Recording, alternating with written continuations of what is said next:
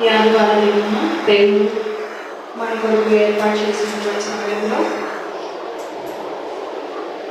ఆయన ఈరోజు మనతో మాట్లాడబోతున్న మాటలు ఏంటి, ఏ విధంగా మనతో మాట్లాడబోతున్నారు అనేది మనం గమనించినట్లయితే, మనము దేవుని ప్రజలము అని చెప్పేసి వాక్యం చెప్తుంది. అయితే మన దేవుని ప్రజలమే, అట్లనే మన దేవుని ప్రజలుగా ఇంకా దేవునికి మనం ఏమేమై ఉన్నాము అనేది ఈరోజు మనకు తెలియబడుతుంది. అయితే మనం దేవుని ప్రజలతో పాటుగా ఆయన ఇంకా మనల్ని ఎలా చూస్తున్నారు, ఆయన మనల్ని చెప్పబోయే మాటలన్నింటిని బట్టి చూస్తున్నారంటే దానికి కారణం ఏంటి? మనం దేవుని యొక్క ప్రజలం కాబట్టి. ఆ దేవుని యొక్క ప్రజలని దేవుడు ఇంకా ఎన్ని విధాలుగా చూస్తున్నారు అనేది వాక్యం ద్వారా మనకు తెలియచేయబడతా ఉంది.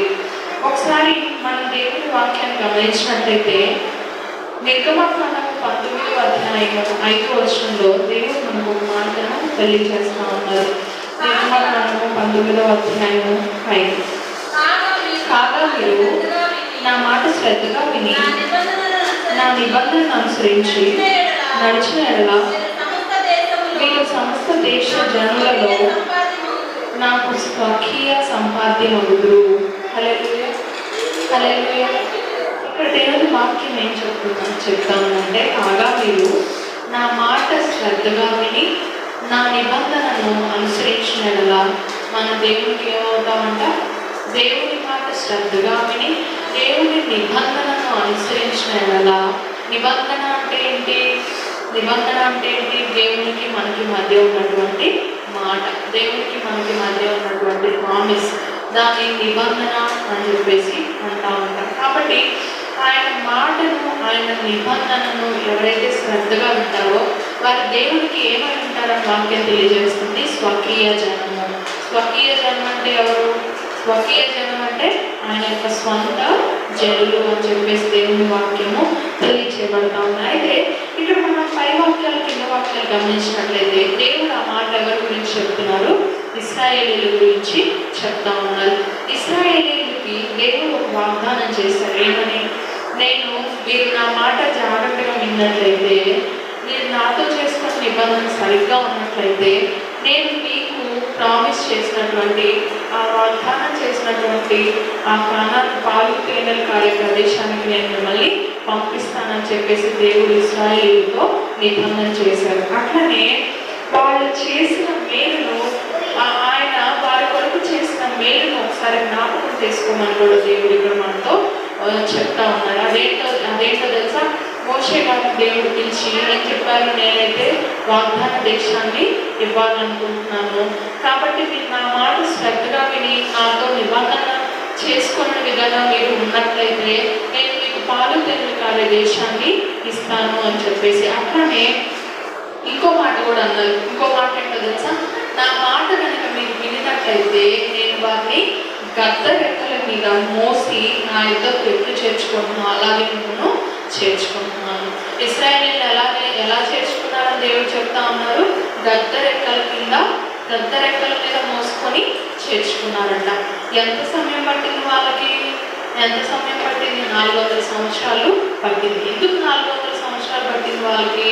కనాన్ దేశం చేరుకోవడానికంటే వాళ్ళు మధ్యలో వాళ్ళు చేస్తున్న పాపాలు వాళ్ళని అడ్డుకుంటున్నాయి, వాళ్ళు చేస్తున్నటువంటి దోషాలు వాళ్ళని అడ్డుకుంటున్నాయి. అయితే దేవుడు ఇక్కడ ఏం చెప్తున్నారంటే, నేను మీకు స్వకీయ జనంగా చేసుకోవాలంటే మీరు ఏం చేయాలి? నా మాట శ్రద్ధగా వినాలి. నా మాట శ్రద్ధగా విన్నట్లయితే స్వంత జనులుగా చేసుకొని ఆయన పరలోక రాజ్యాన్ని మనకి ఇస్తారు అని చెప్పేసి దేవుని వాక్యం మనకు తెలియచేయబడతాను. కాబట్టి దేవుడు మోషే గారికి ఎలాగైతే తోడైతే నడిపించారో, యెహోషువ గారికి ఎలాగైతే తోడుగా నడిపించారో, మోషేతో ఏం మాట్లాడారో, యెహోషువ గారితో ఏం మాట్లాడారో, కనాన్ దేశానికి ఎలా తీసుకెళ్లారో అవన్నీ కూడా మీరు చూసి ఉన్నారు అని చెప్పేసి బైబిల్ వాక్యము తెలియచేస్తాము. కాబట్టి మనందరం అవన్నీ చూసి ఎరిగి ఉన్నవారు కనుక దేవుడు మనల్ని పరలోక రాజ్యాన్ని చేర్చగలిగినటువంటి గొప్ప దేవుడు అని నమ్మి ఆయన యందు విశ్వాసం ఉంచి మనం కూడా ఆయన మాట విని మనందరం కూడా ఆయన స్వకీయ జనముగా మనల్ని కూడా ఏర్పాటు చేసుకోవాలని చెప్పేసి దేవుడి వాక్యాన్ని మనకు తెలియజేశారు. కాబట్టి మనందరం దేవునికి ఎలా ఉండాలి? స్వకీయంగా ఉండాలని చెప్పేసి ఆయన కొండ మీదకి వెళ్ళినప్పుడు ఏం చేశారు? సొంత దేవుని తీసుకొని పూజించుకొని తినచ్చు త్రాగుచు దేవునికి వ్యతిరేకంగా జీవించారు. కానీ మరలా ఏం చేశారు? దేవుని క్షమాపణ కోరుకొని, దేవా మా తప్పు అయిపోయింది, మమ్మల్ని నరకం నుంచి తప్పించుకొని దేవుణ్ణి కోరుకున్నారు. ఎప్పుడైతే దేవుడిని కోరుకున్నారో దేవుడు మరలా వారిని ముందుకు నడిపించడం మనము గమనిస్తూ ఉన్నాం. కాబట్టి మనం కూడా ఎలా ఉండాలి? మన తప్పుల్ని ఎప్పటికప్పుడు దేవుని దగ్గర ఒప్పుకుంటూ, మన స్వనీతి కార్యాలని దేవుని దగ్గర ఒప్పుకొని విడిచిపెడుతూ మనం ఏం చేయాలి? ముందుకు సాగాలి. దేవుడిలో ఎప్పుడైతే ముందుకు సాగుతామో అప్పుడు మనము పరిశుద్ధ జనముగా తీర్చబడతాము. అయితే దేవునికి మనం ఎలా ఉండాలంటే యాజక రూపమైనటువంటి రాజ్యముగాను పరిశుద్ధ జనముగాను మనం ఉన్నామని చెప్పేసి దేవుని వాక్యం మనకు తెలియజేయబడతాము. మనం ఎలా ఉన్నామంటే దేవుని దగ్గర స్వకీయ జనముగాను, యాజక రూపంగాను, అట్లానే పరిశుద్ధ జనముగాను ఉన్నామని చెప్పేసి దేవుని వాక్యం మనకు తెలియజేయబడతా ఉంది.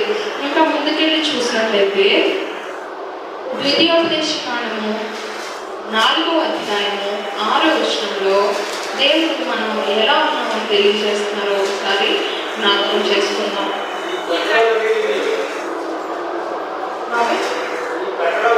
ఈ కట్టడాలన్నిటినీ మీరు గైకొని అనుసరింపవలెను, వాటిని గూర్చి వీరు జనముల దృష్టికి అదే మీకు జ్ఞానము, అదే మీకు వివేకము, వారు చూచి నిశ్చయముగా ఈ గొప్ప జనము జ్ఞాన విమోచనలు గల జనమని చెప్పుకొందురు. హల్లెలూయా, హల్లెలూయా. మనము దేవుని ప్రజలంగా ఏమై ఉన్నామంట? జ్ఞాన వివేచనలు గలవారని చెప్పుకొందురు. జ్ఞాన వివేచనలు గలవారము. అయితే ఈ వాక్యంలో ఈ గొప్ప జనము జ్ఞాన వివేచనలు గలవారని చెప్పుకొందురు అని చెప్పేసి వాక్యం ఎందుకు అంటుందో తెలుసా? మన గురించి జ్ఞాన వివేచనలు కలిగి ఉన్నారని చెప్పేసి ఎందుకు అనుకుంటున్నారో తెలుసా జనులు? ఎందుకంటే దేవుడు ఏ విధంగా అయితే చెప్పారో ఆ విధంగా మనము చేస్తా ఉన్నాం. ఇంకా పై వచనాలు జ్ఞాపకం చేసుకుంటే, దేవుడు ఇశ్రాయేలీయులకు ఇచ్చుచున్న దేశమును స్వాధీనం చేసుకుంటూ ఆయన వాళ్ళకి కొన్ని విధులను కట్టడలను బోధించారనమాట. ఏ విధంగా ఉండాలి, వాళ్ళు ఏ విధంగా ముందుకు నడవాలి అనేది విధానాన్ని దేవుడు వారికి బోధించారనమాట. ఇశ్రాయేలీయులకు ముందుగానే మోషే గారి ద్వారా, యెహోషువ గారి ద్వారా కొన్ని బోధనలు, కొన్ని కట్టడాలను, కొన్ని విధులను వారికి బోధించడము జరిగింది. అయితే వాళ్ళు ఏం చేయాలంటే ఆ బోధించిన వాటిలో నుంచి దేనిని తీయకూడదు, అట్లనే బోధించిన వాటిలో దేనిని కూడా కలపకూడదు. ఎప్పుడైతే బోధించిన వాక్యంలో కానీ, బోధించిన మాటల్లో, ధర్మశాస్త్రంలో కానీ వాళ్ళు దేనిని కలపకుండా, దేనిని తీయకుండా ఉంటారో అప్పుడు వాళ్ళు ఏమై ఉంటారంట? వాళ్ళ దేవుడు వారికి అంత జ్ఞానాన్ని, వివేచన వారికి ఇచ్చారు అని చెప్పేసి చెప్పుకుంటారంట. ఎప్పుడు చెప్పుకుంటారు? ధర్మశాస్త్రం బట్టి వారు నడుచుకున్నప్పుడు, మోషే, యెహోషువ బోధించిన, దేవుడు బోధించిన మాటలను బట్టి వారు దేన్ని కలపకుండా తీయకుండా ఉన్నప్పుడు. అట్లాగే మనం కూడా బైబిల్ వాక్యం బోధించినప్పుడు కానీ, లేదా మనం వాక్యాన్ని ఇతరులతో చెప్తున్నప్పుడు కానీ ఏం చేయాలో తెలుసా? బైబిల్లో ఉన్నట్టుగా బోధించాలి. దేనిని తీయకూడదు, దేనిని కలపకూడదు. ఉన్నట్టుగా మనం వినిచున్నప్పుడు అప్పుడు మనము జ్ఞాన వివేచనములు కలిగిన వారము అని చెప్పేసి దేవుని వాక్యము తెలియజేయబడతా ఉంది. కాబట్టి దేవుని ప్రజలు ఏమైనారంట?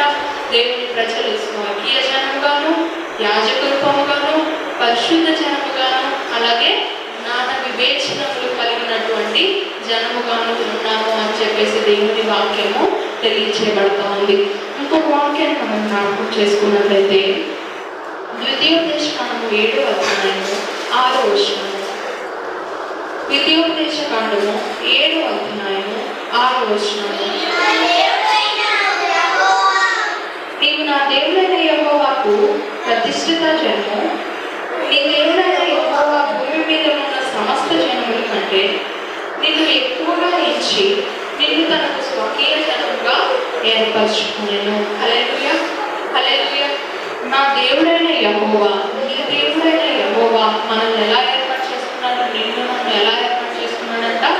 ఆయన యొక్క స్వకీయ జనముగాను, అలానే ఇంకో ముఖ్యమైన మాట ఏంటంటే ఆయన యొక్క ప్రతిష్ఠిత జనముగాను ఏర్పాటు చేసుకున్నాడు అని చెప్పేసి దేవుని వాక్యము తెలియజేయబడతా ఉంది. అయితే ఇక్కడ మనము ఆయన ప్రతిష్ఠిత జనముగా ఏర్పాటు చేసుకున్నటువంటి వాళ్ళలో బైబిల్లో నుంచి మనం ఒక వ్యక్తిని జ్ఞాపకం చేసుకున్నట్లయితే యోసేపు మనం జ్ఞాపకం చేసుకున్నట్లయితే యోసేపు జీవితం ఏంటి? యోసేపు జీవితం మొదట్లో ఏంటి? తన తండ్రికి చాలా ఇష్టమైన కుమారుడు. అయితే ఆ కుమారుడు తన తండ్రికి ఇష్టమయ్యాడు కాబట్టి తన అన్నలందరికీ కూడా అసహ్యుడయ్యాడు. తన అన్నలందరూ కూడా ఆయన చంపాలని చూశారు మొదటిగా. తర్వాత ఏం చేశారు? ఆయన చంపాలని చూసి మళ్ళీ తర్వాత గుంటలో పడేసి ఇష్మాయేలీలు దారిలో వెళ్తుంటే వాళ్ళకి పనివారు కావాలి కాబట్టి వారికి ఇష్మాయేలీలకి 20 తులాలకి యోసేపుని అమ్మేసి ఆయన్ని కొట్టి చంపుదామని చెప్పేసి ప్రయత్నించిన అన్నలు చంపలేకపోయారు. ఎందుకు చంపలేకపోయారు? అంతమంది అన్నలు తలుచుకుంటే అతన్ని తన తండ్రిని నమ్మించేశారు. ఏమని? తన కుమారుడు చనిపోయాడు అంటే తన సహోదరుడు చనిపోయాడని చెప్పేసి తండ్రినే వారు నమ్మించేశారు. అలాంటి వ్యక్తులకి చంపడం పెద్ద లక్ష్యమే కాదు. కానీ ఆయన ఎందుకు చంపబడలేదో తెలుసా? ఎందుకు చంపబడలేదంటే ఆయన యోసేపును దేవుడు ఎలా ఏర్పాటు చేసుకున్నాడంటే స్వకీయ జనముగాను ప్రతిష్ఠిత జనంగాను ఏర్పాటు చేసుకున్నాడు. కాబట్టి ఆయన అలా ఏర్పాటు చేసుకున్నాడు కాబట్టి ఆయన అందరి నుంచి ఆయన్ను కాపాడాడు. ఆయన అందరి నుంచి ఆయన కాపాడమే కాకుండా ఆయన ఒక మంచి జీవితాన్ని దేవుడు ఇచ్చారు. ఎవరో ఇష్మాయేలీకి అమ్మబడి ఆయన ఏం చేశాడు? ఫరో రాజు దగ్గరికి వెళ్ళి ఫరో ఇల్లంతట్లో కూడా ఏమయ్యాడంట? ఇల్లంతటినీ కూడా అధిపతిగా నిలిచాడు. అధిపతిగా నిలవడమే కాదు, ఒకానొక సమయంలో తన అన్నలు ఆహారం లేక ఏం చేశారు? ఐగుప్తుకి వచ్చారు. ఆహారం లేక ఐగుప్తుకి వచ్చిన అన్నలు ఆయన గుర్తుపట్టి వీరు నా సహోదరులు అని చెప్పేసి వాళ్ళకి రూపు ఇవ్వకుండా అన్నల్ని తండ్రిని అందరినీ పిలిపించుకొని మనసారా వాళ్ళని హత్తుకొని ఏం చేశారు? వాళ్ళకి కావలసినటువంటి రూపలు అంతవరకే సాధ్యపడుతుంది. కానీ దేవుడు ఆయన మన పట్ల నెరవేర్చిన కార్యం జరిగించడానికి మనల్ని విడిపిస్తూనే ఉంటారు. కాబట్టి మనము ఏం చేయబడాలి? మొదటిగా దేవుని యొక్క స్వకీయ జనముగా మనము తీర్చబడాలి. దేవుని యొక్క ప్రతిష్ఠిత జనంగా మనము తీర్చబడాలి. దేవునికి ఇష్టమైన ప్రజలుగా మనము జీవించాలి. దేవునికి మనము ఎలా ఉండాలి? పరిశుద్ధ జనంగా మనము అనిపించాలి. ఎప్పుడైతే మనం అలా అనిపిస్తామో యోసేపు జీవితాన్ని దేవుడు ఎలా అయితే అపవాది చిక్కుల్లో పడి ఉన్న మనల్ని దేవుడు ఎలాంటి ప్రదేశంలో తీసుకొచ్చారంటే ఆశ్చర్యకరమైన వెలుగులోనికి ఆయన తీసుకొని వచ్చారు. ఆశ్చర్యకరమైన వెలుగులోనికి ఆయన తీసుకొని వచ్చి మనల్ని ఎలా చేస్తున్నారంటే ఏర్పరచబడిన వంశమును, రాజులైన యాజక సమూహమును, పరిశుద్ధ జనమును, దేవుని సొత్తైన ప్రజలుగా మనల్ని ఆయన ఏర్పాటు చేసుకున్నట్లుగా మనకి వాక్యం తెలియచేయబడతా ఉంది. కాబట్టి మనంతా గొప్ప వాళ్ళు. దేవుడు ఈ విధంగా మనల్ని ఏర్పాటు చేసుకున్నారంటే మనం దేవుడి దృష్టిలో ఏమై ఉన్నాం అనేది మనము జ్ఞాపకం చేసుకోవాలి. ఆయన దృష్టికి మనం ఎంత ముఖ్యమైన వారమో మనము జ్ఞాపకం చేసుకోవాలని చెప్పేసి దేవుని వాక్యము తెలియచేయబడతా ఉంది. కాబట్టి దేవుని ప్రజలైన వారు ఈ విధంగా దేవునికి ఉంటారు అని చెప్పేసి దేవుని వాక్యము మనతో మాట్లాడుతూ ఉంది. కాబట్టి దేవుని ప్రజలైన వాళ్ళు ఎలా ఉంటారంట? స్వకీయ జనముగాను, పరిశుద్ధ జనముగాను, రాజులైన యాజక సమూహముగాను, అట్లానే దేవునికి ఇష్టమైన ప్రజలుగాను, అలానే జ్ఞాన వివేచనములు కలిగిన ప్రజలుగాను ఉంటారని చెప్పేసి దేవుని వాక్యము తెలియజేస్తాము. ముఖ్యంగా దేవుని సేనలుగా ఉంటారని చెప్పేసి దేవుని వాక్యము తెలియచేయబడతాము. కాబట్టి దేవుడు మనకు అనుగ్రహించిన వాక్యం బట్టి చిన్న ప్రార్థన చేసుకున్నాం.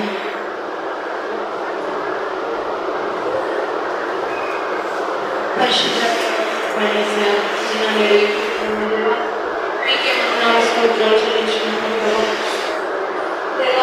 గడిచిపోయిన 6 వారం నుంచి 6 వారి వరకు వారి పిల్లల్ని దాచుకున్నారు. అలానే మాతో మాట్లాడి అందుకే మీకు వందనాలు స్తోత్రాలు చెల్లించుకుంటున్నాను ప్రభా. మీ ప్రజలమైతే దేవా మీకేమైనా మీరు మాకు తెలియజేశారు ప్రభా. అవును ప్రభా, మమ్మల్ని ప్రతిష్ఠిత జనంగా ఏర్పరచుకున్నారు ప్రభా. దేవా ఇదిగోన తండ్రి మమ్మల్ని స్వర్గీయ జనంగా ఏర్పరచుకున్నారు, పరిశుద్ధ జనంగా ఏర్పరచుకున్నారు ప్రభా. దేవా జ్ఞాన వివేచనలు కలిగిన ప్రజలుగా మీరు ఏర్పరచుకున్నారు ప్రభా. అందుకు బట్టి మీకు వందనాలు చెల్లిస్తున్నాను. రాజులని యాజక సమూహంగా మీరు ఏర్పరచుకున్నారు ప్రభా. దేవా ఇదిగోన తండ్రి మమ్మల్ని ప్రభా మీరు నాయన ఇదిగోన తండ్రి తక్కువ వారిగా చూడకుండా దేవా మీ ప్రజలమైన మమ్మల్ని ప్రభావ మీరు ఎంతగానో ప్రేమించి దేవా మీరు ఎంతగానో దీవించి ఆశీర్వదించి మమ్మల్ని స్థితిలో ఉంచినందుకే మీకే వందనాలు స్తోత్రాలు చెల్లించుకుంటున్నాను. గొప్ప దేవా సర్వశక్తివంతుడా, నిజంగా ఎంతో మందికి ప్రభావ ఈ స్థాయి కూడా లేక ఆయన బాధపడుతున్నారు. కానీ మా మీద మీరు ఇచ్చిన ఈ పొజిషన్ బట్టి మీకే వందనాలు చెల్లిస్తున్నాను దేవా. దేవా తండ్రి ఈ బంధువుల సమయంలో ప్రార్థనలో మా నగరంలో వాటిని మీరు తోడుగా ఉన్నారు. ఇక్కడ జరిగిపోయే కార్యక్రమం అంతటి మీ చేతులు అప్పగిస్తూ ఏసే పరిశుద్ధ నామములో అడిగి వేడుకొచ్చున్నాము తండ్రి. ఆమేన్.